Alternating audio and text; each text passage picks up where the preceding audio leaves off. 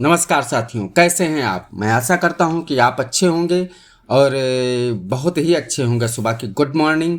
आज जो है हम शुरू करते हैं उसी प्रोसेस को, कार्य योजना 26-27 के बारे में। ठीक है, अभी तक मैंने 2 वीडियो बनाए हैं। इसके बारे में आपको जनरल प्रोफाइल, बेसिक प्रोफाइल के बारे में मैंने पूरी क्लियर कर दिया है कि किस प्रकार से उनको ऐड करना है, किस प्रकार से मैनेजमेंट करना है। इन सारी बातों का आपको पास जो है वीडियो के थ्रू मैंने चर्चा कर ली है। अब मैं अगले नेक्स्ट पार्ट में चलता हूं और अगले जो 2 ऑप्शन बचे हुए हैं उनके बारे में चर्चा करता हूं। तो ठीक है, मैं डायरेक्ट आपको स्क्रीन पर लिए चलता हूं ताकि जो है समय जाया न जाए। तो 26-27 की कार्य योजना बनाने के लिए हमको क्या करना पड़ेगा। सबसे पहले मैं एडीएम की लॉगिन से लॉगिन करता हूं। तो चलिए, मैं स्क्रीन के सामने आपको लेकर आ गया हूं और ये मेरी जिस भी ग्राम पंचायत मुझे 26-27 की कार्य योजना के बारे में सारे सिस्टम बनाने हैं तो उसको मैं लॉगिन कर रहा हूँ। 3-2 ये मेरा कैप्चर हो गया और मैंने इसको कैप्चर रॉन्ग हो गया, सॉरी। मैं फिर से करता हूँ लॉगिन। और आपके लिए मैंने बताया ये सारे वीडियो इतने इम्पॉर्टेंट है कि आप समझ नहीं सकते हैं, इसलिए आप जो है इसको बहुत ही, और लोग देख भी रहे हैं। मैंने ये देखा है चेक करके अपने चैनल पे कि लोग देख भी रहे हैं और ये बहुत ही ज़रूरी है। तो ठीक है, मैंने लॉगिन कर लिया है। लॉगिन करने के बाद पहला सिस्टम क्या होता था कि मैं स्विच यूनिट पे जाऊंगा।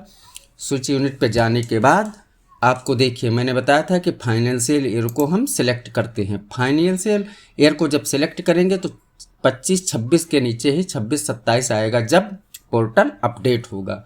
तो मैं फ़िलहाल जो है 25-26 ही चुनता हूँ और यहाँ से आपकी ग्राम पंचायत की पूरी डिटेल आ जाती है और मैं सबमिट पर क्लिक कर देता हूँ। सबमिट पर क्लिक करने के बाद आप यहाँ देख लेंगे कि अभी तो 25-26 दिखाई दे रहा है क्योंकि मैंने 25-26 को ही सिलेक्ट किया है। जब आप पोर्टल अपडेट हो जाएगा, सिलेक्ट करेंगे तो उसमें जो है 26-27 शो करने लगेगा। तो उसके बाद आते हैं हम 3 लाइन पे क्लिक करते हैं। 3 लाइन पर क्लिक करने के बाद माई प्रोफाइल पे मैंने बातें कर ली है, पंचायत काउंसलिंग प्रोफाइल के जनरल प्रोफाइल पे बातें कर ली हैं, बेसिक प्रोफाइल पर बातें कर ली हैं और अब आते हैं जनरल इलेक्शन डिटेल पे। ये इसका 3rd ऑप्शन है। ठीक है, तो जनरल इलेक्शन डिटेल मतलब जो भी इलेक्शन की डिटेल्स थी, जो भी उसमें वार्ड मेंबर थे, जो भी तुम्हारे पंचायत सदस्य होते हैं, उनकी डिटेल यहाँ पर सबमिट की जाएगी।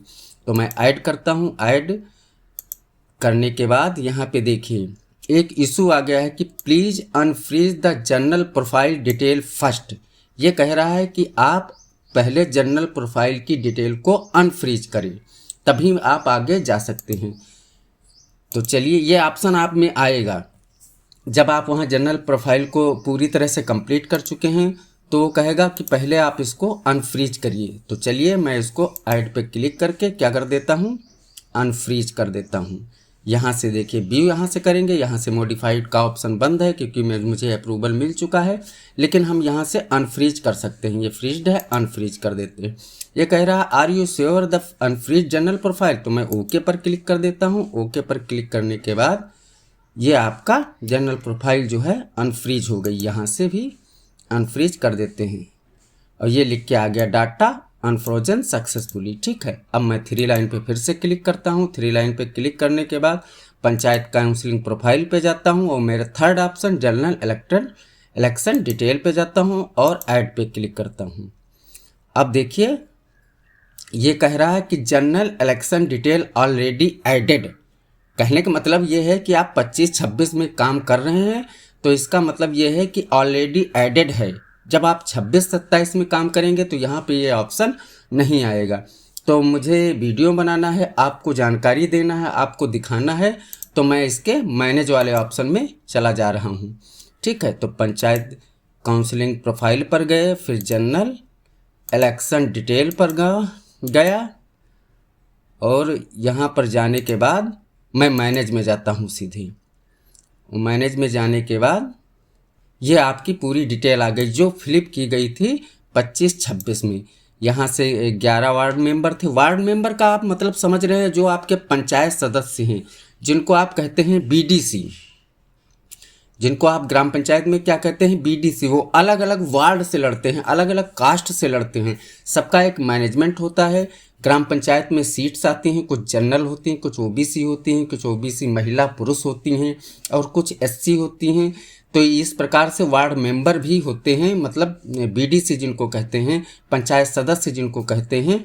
तो मैं यहाँ व्यू करके देख लेता हूँ कि एक्चुअली 25-26 में क्या किया गया था। व्यू करने के बाद आपको डिटेल पूरी मिल जाएगी, ठीक है। जब आप 26-27 में इसको ऐड करेंगे तो ये ऐड में जाकर करना है, और मैं 25-26 में वीडियो बना रहा हूँ, इसीलिए मैं आपको मैनेज में दिखा रहा हूँ कि क्या क्या प्रोफाइल कैसे भरना है। इसमें कोई कठिन बात नहीं है। तो चलिए मैं बात करता हूँ व्यू जनरल इलेक्शन डिटेल की। तो इलेक्शन टर्म क्या था, मई 21 से मई 26 तक के ये टर्म है आपके 5 वर्ष पूरे होने का। ग्राम पंचायत के जो भी बॉर्डर होते हैं, जो भी समय टेकिंग होता है वो होता है। इस ग्राम पंचायत में जो भी ग्राम पंचायत में है कर रहे हैं, आपने 25-26 में जब उसकी डिटेल चढ़ाई होगी तो उसमें सारी डिटेल्स होंगी कि इलेक्शन टर्म स्टार्ट डेट क्या थी, इलेक्शन इन डेट क्या थी, और chairperson seat of reserved. Chairperson seat of reserved का मतलब है कि जो सरपंच की सीट आई थी वो कैसी थी इस ग्राम पंचायत में। कहीं मैंने अभी बताया है कि जनरल सीट होगी, कहीं बैकवर्ड होगी, कहीं मतलब वो बैकवर्ड की महिला होगी, कहीं बैकवर्ड की पुरुष सीट होगी, कहीं एससी की सीट होगी। तो इस ग्राम पंचायत में आपकी क्या थी, जनरल सीट थी। तो मतलब बैकवर्ड सीट थी, बैकवर्ड पुरुष सीट थी। तो अनरिजर्व मतलब जनरल नहीं थी, जहाँ पे जनरल होगी वहाँ रिजर्व होगी। और यहाँ पे चेयरपर्सन रिजर्व सीट वोमेन की नहीं, मतलब ये बैकवर्ड की पुरुष थी। अगर वोमेन की होती तो आप यहाँ पे वोमेन सेलेक्ट करते। अब चलिए इसके नीचे के वार्ड नंबर 1 में जो भी आपके बीडीसी थे, वार्ड नंबर 1 में ये डिटेल आपसे प्रधान के द्वारा सारी मिल जाएगी, उसमें कोई बहुत बड़ी बात नहीं है। तो वार्ड नंबर 1 में क्या था, अनरिजर्व्ड बैकवर्ड ही कोई बीडीसी रहा होगा। और देखिए अनरिजर्व्ड हो गया, सॉरी ये जनरल की बातें हम कर रहे हैं। फिर वार्ड नंबर 2 में जनरल थी, वार्ड नंबर 3 में जनरल थे। जहाँ पे ये डैश लगा हुआ है ये आपको दिखाई दे रहा है स्क्रीन पे, ठीक है। इसमें जितने भी वार्ड मेंबर्स थे वो सब जो थे अनरिजर्व्ड थे। तो इसमें कोई बड़ी बात नहीं है, आप उनकी डिटेल ले लेंगे और इसमें भरना पड़ेगा, लेकिन अभी ऑप्शन खुले नहीं है तो मैं आपको पूरी तरह से नहीं बता पा रहा हूँ। जब ऑप्शन 26-27 के खुल जाएंगे तो मैं एक बार इस वीडियो को फिर से रिपीट कर दूंगा कि किस प्रकार से आप इन बीडीसी की या वार्ड मेंबर्स की या सदस्य पंचायत सदस्य की डिटेल आप किस प्रकार से भरेंगे। देखिए इसमें कोई ज़रूरी नहीं कि अगर जनरल सीट है तो सारे सदस्य आपके जनरल ही होंगे, नहीं, ये वार्ड के हिसाब से होते हैं। कुछ रिजर्व होते हैं, वो 1/3 वाला आप संसदीय वाला रूल तो समझते ही हैं ना। तो उस प्रकार से इन चीज़ों को डिस्क्राइब किया जाता है कि इस वार्ड में जनरल होंगे, इस वार्ड में जो है बैकवर्ड होंगे, इस वार्ड में बैकवर्ड महिला होंगी और इस वार्ड में एससी सीट होंगी, ठीक है। तो इसको यही भरना है कि वार्ड नंबर 2 में इतना, वार्ड नंबर 4 में ये थे, वार्ड नंबर 5 में ये थे, वार्ड नंबर 10 में ये थे, वार्ड नंबर 11। और इसकी खास बात ये है कि जितने भी वार्ड ग्राम पंचायत में होंगे, क्योंकि मिनिमम 11 हो सकते हैं और मैक्सिमम 13 हो सकते हैं। तो अगर मान लीजिए कि 13 हैं तो 13 का ऑप्शन इसमें खुलेगा, अगर 11 हैं तो 11 का ऑप्शन उसमें खुलेगा।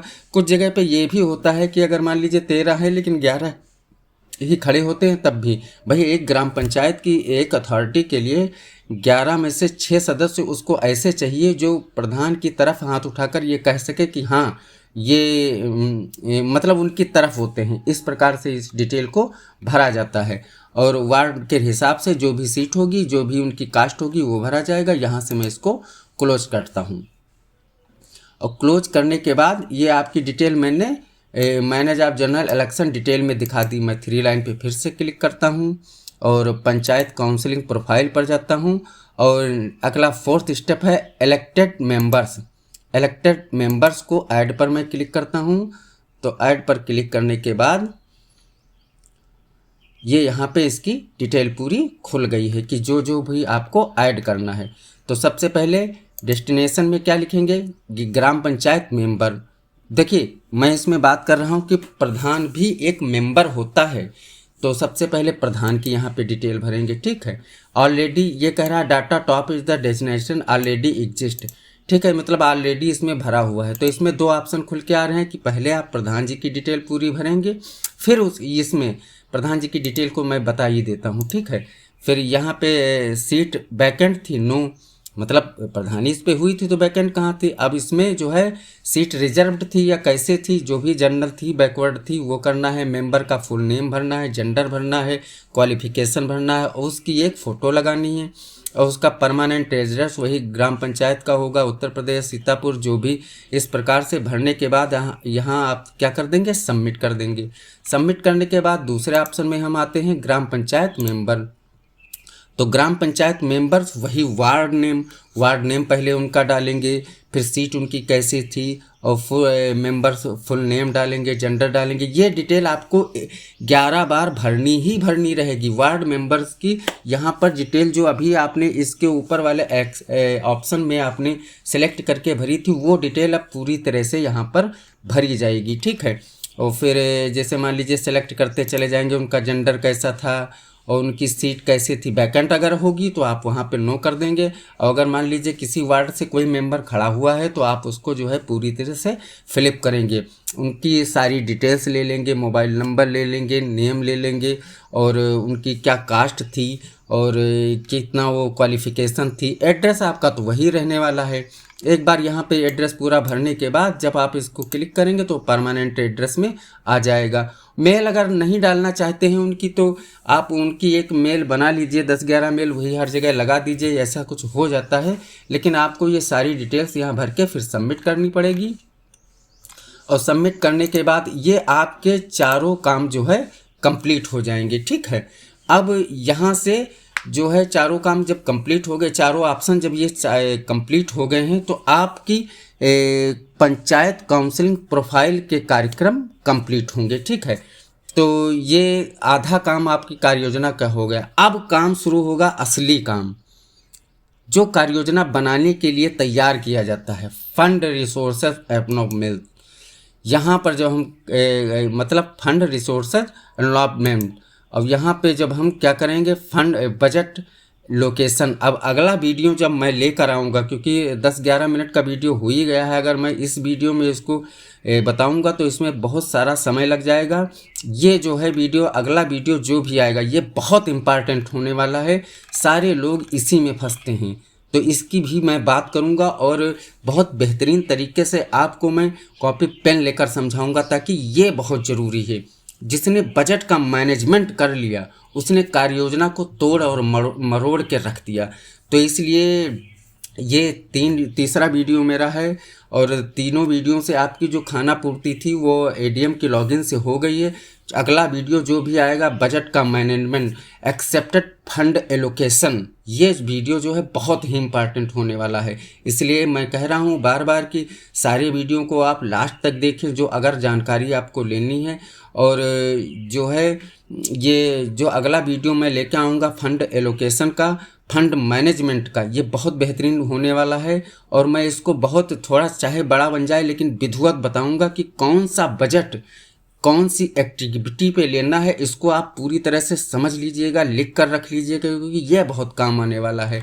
अगर वीडियो आपको अच्छा लगा हो तो लाइक करें, कमेंट करें, शेयर करें, और अपने दोस्तों को ज़रूर बताएं, क्योंकि ये जो मुहिम लेकर मैं चल रहा हूँ ग्राम पंचायत की 26-27 की कार्य योजना के बारे में, ये बहुत ही इम्पॉर्टेंट है। और बस ऑप्शन खुलने वाले ही हैं, क्योंकि जनवरी जाने वाली है, फरवरी लास्ट तक के ऑप्शन खुल जाएंगे। तब तक मैं आपको पूरी तरीके से तैयार कर दूंगा, जब जो अगर आप मुझसे जुड़े रहे तो। अगर नहीं जुड़े रहेंगे तो मेरा ये वादा है कि जब ग्राम पंचायत में 26-27 की कार्य योजना फीड करने का आदेश आएगा तब देखेंगे। अगर अभी ये वीडियो नहीं देख रहे हैं तब देखेंगे। यूट्यूब पर खूब सर्चिंग करेंगे कि कहीं से कुछ मिल जाए। और मैं अभी से ये ट्रेनिंग दे रहा हूँ, तो इसलिए इसके लिए आप पूरी तरह से तैयार हो जाएं, और चैनल को सब्सक्राइब करें, कमेंट करें, शेयर करें, दोस्तों को ज़रूर बताएं। थैंक यू दोस्तों।